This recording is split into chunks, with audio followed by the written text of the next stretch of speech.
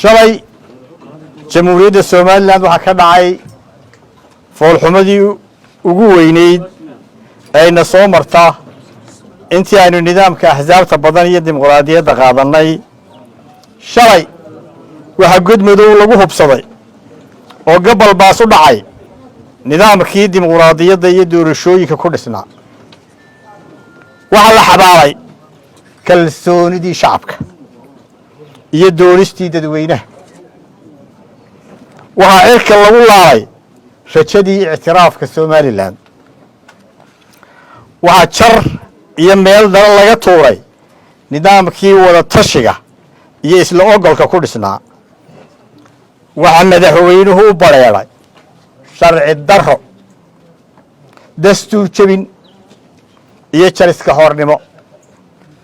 go'aanka golaha guurtidu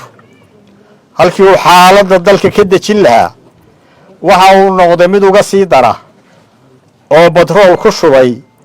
kabriidna ku qabtay xaaladdii cakirayd ee ka jirtay Soomaaliland nasiib darro dalkan jamhuuriyadda Soomaaliland maanta waxa uu galay marxalad mugdi iyo hubanti la'aan siyaasadeed waxa geliyay madaxweynaha muddaxileedkiisu dhammaaday oo ah guddoomiyaha xisbiga kulmiye inkastoo aan ka dignay intani dhici doonto sanado badan ka hor waxa caddaatay inaanu la hadlaynay nin daweela leeyahay dembi uu badh leeyahay taariikhda waa markii ugu horreysay ee golaha guurtidu tahriibin muddo kordhin tahriibah ay samayso oo aan lagala tashan daneeyayaasha siyaasadda oo ay ugu horreeyaan xisbiyada qaranku sidoo kale waa markii ugu horreysay ay golaha guurtidu aanay samayn guddi gole oo soo ururisa talada axsaabta qaranka komishanka doorashooyinka qaranka shir guddoonka golaha wakiilada ururada aan dawliga ahayn iyo daneeyayaasha kale ee hannaanka dimuqraadiyadda iyo doorashooyinka xorta ah muddo kordhinta golaha guurtidu shalay u sameeyeen madaxweynaha kumay salayn wakhtiga farsamo ay hore u soo jeediyeen komishanka doorashooyinka qaranka ee ku xusan qodobka 6 faqradda 4 ee xeerka doorashooyinka guud ee 19 in muddada madaxweynaha taasoo u qoran sidan in muddada madaxweynaha la kordhinayo lagu saleeyo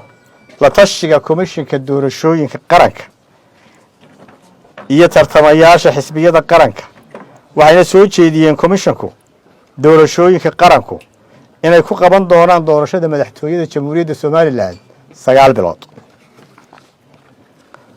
ma aha in dastuurka jamhuuriyadda Soomaaliland laga dhigo ciyaar iyo wax lagu xifaaltamo mana aha inaynu kan bee sheegno wixii aynu ku heshiinay ee ummadani dhigatay qodobka 83 faqraddiisa 5 ee dastuurka jamhuuriyadda Soomaaliland waxa uu dhigan yahay sidan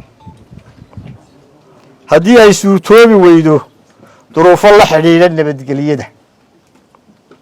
darteed in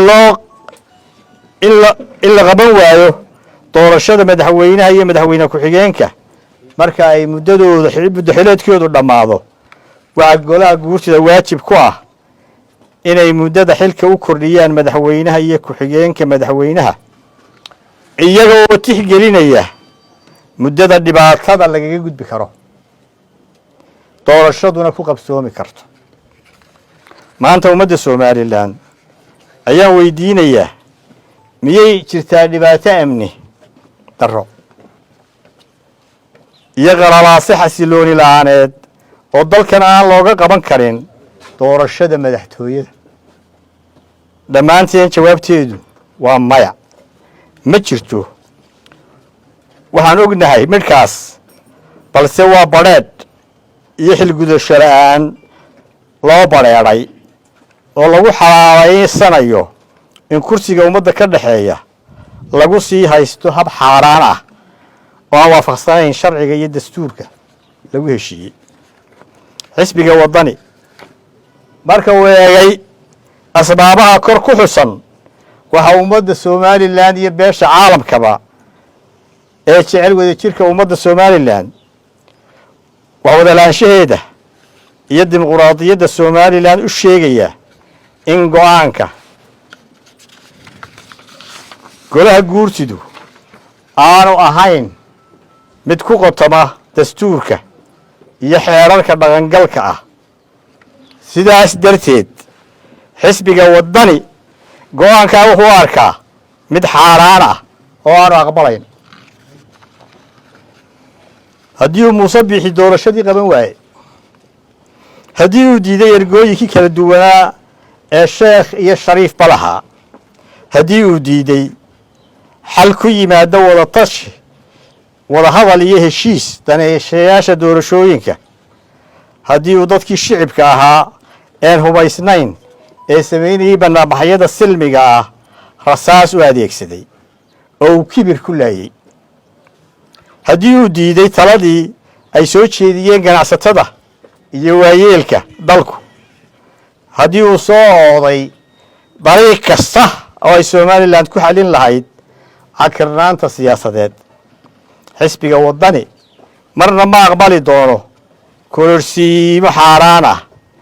ee Muuse Biixi dariiqaa dheer ugu soo marmarsooday. xisbiga waddani